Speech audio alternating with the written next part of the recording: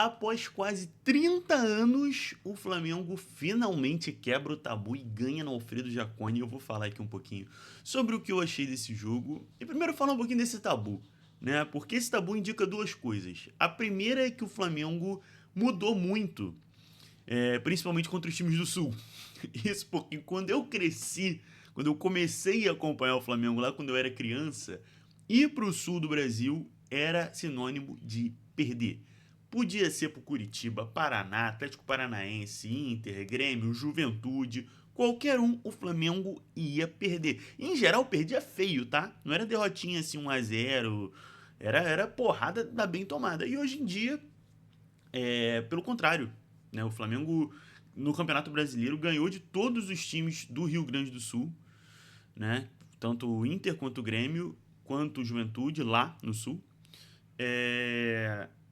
E no caso do Juventude, esse tabu também significa que o Juventude fica pouco na Série A. E isso também é importante, porque quando fala 30 anos, parece que o Juventude está jogando a Série A todo ano. E não é exatamente o caso. Né? Mas não é mentira dizer que é difícil jogar lá. Como diria o Felipe Luiz, é difícil.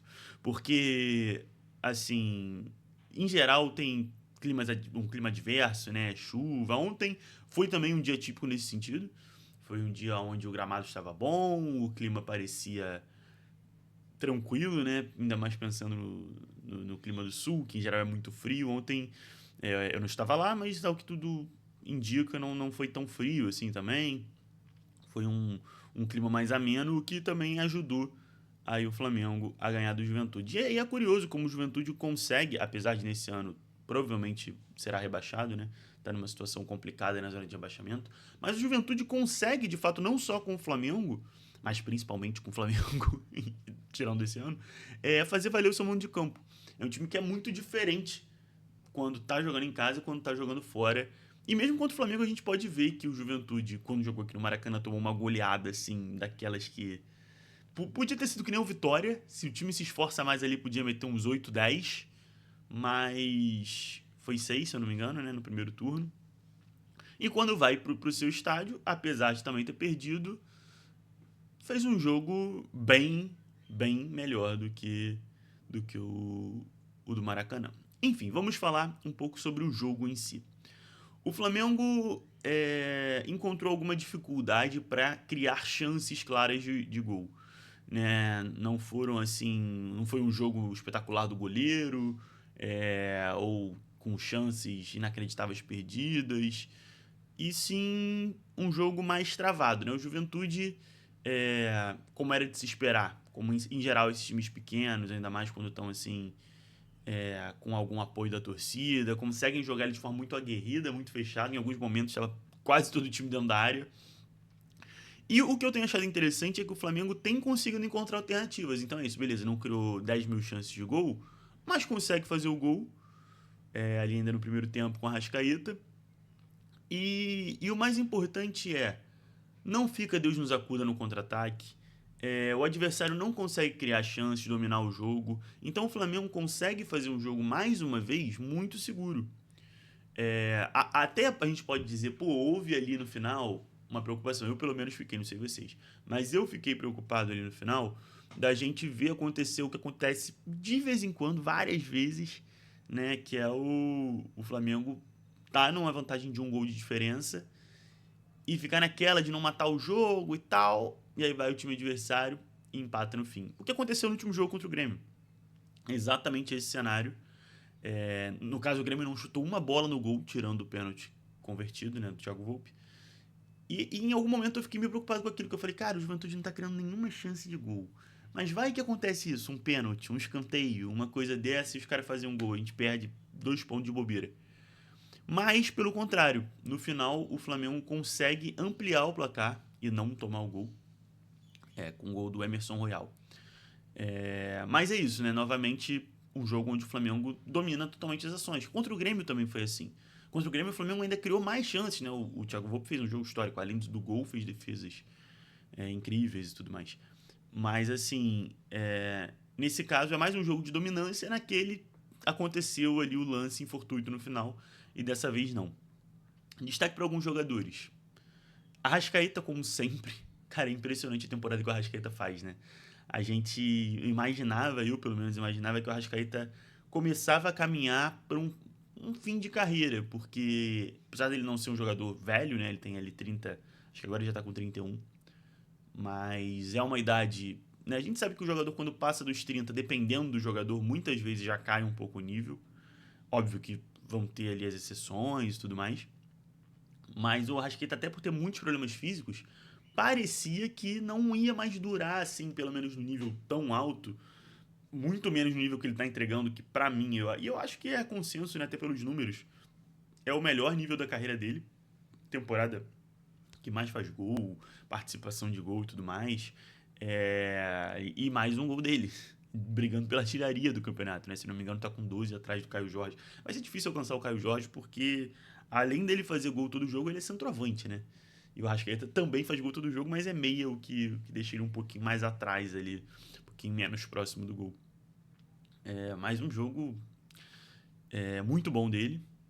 O Lino também gosto muito, assim, não fez gol, não deu assistência, mas ele gera muito jogo, assim, e o que eu acho mais legal do Lino é o fato, porque, digamos assim, tem vários jogadores que a gente sabe exatamente o que vai fazer. Cebolinha, a gente sabe que ele vai pegar a bola e ele tem poucas opções de jogada que ele tem, assim, individuais.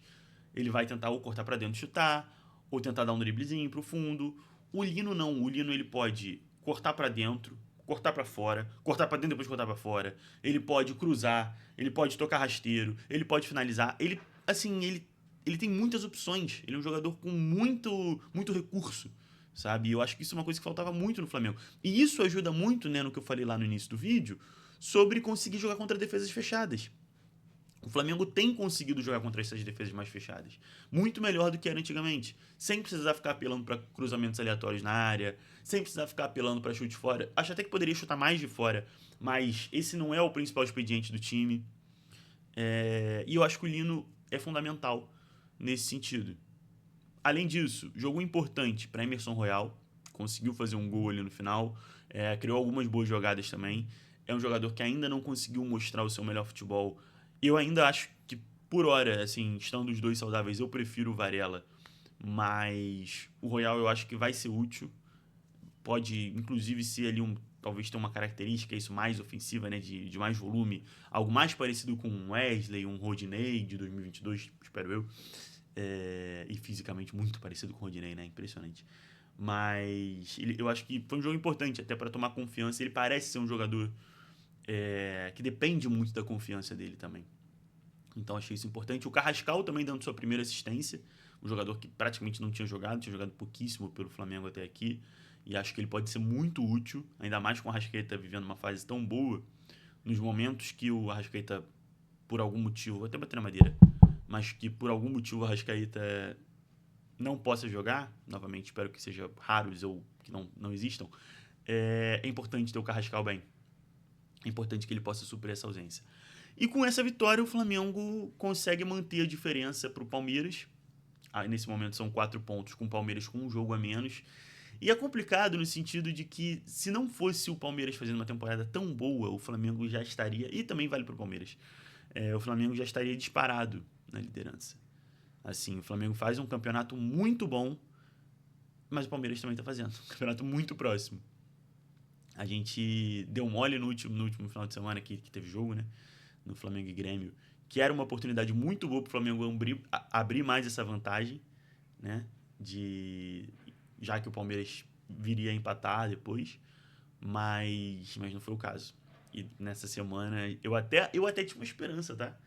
Do Palmeiras empatar, perder para o Inter, apesar da gente ter visto que o Inter também não tá numa fase muito boa quando jogou contra a gente. Mas é um time grande, né? Tomou uma goleada. Então, assim, parece que esse campeonato, infelizmente, vai ser com emoção até o fim, diria o narrador. Mas, porque, assim, emoção é legal depois que dá certo. Né? Enquanto a gente está vivendo, às vezes é meio agoniante. Então eu gostaria que fosse um campeonato mais fácil. Mas, enfim, vamos jogo a jogo, vamos ganhando. Né? Como diria Felipe Luiz, o próximo jogo é sempre o mais importante. E agora o próximo jogo é Libertadores, hein? Flamengo e Estudiantes. Ai, ai, ai, tem que ganhar bem, pra garantir logo lá na Argentina. Mas enfim, depois desse jogo eu falo desse jogo Se inscreve aí pra não perder.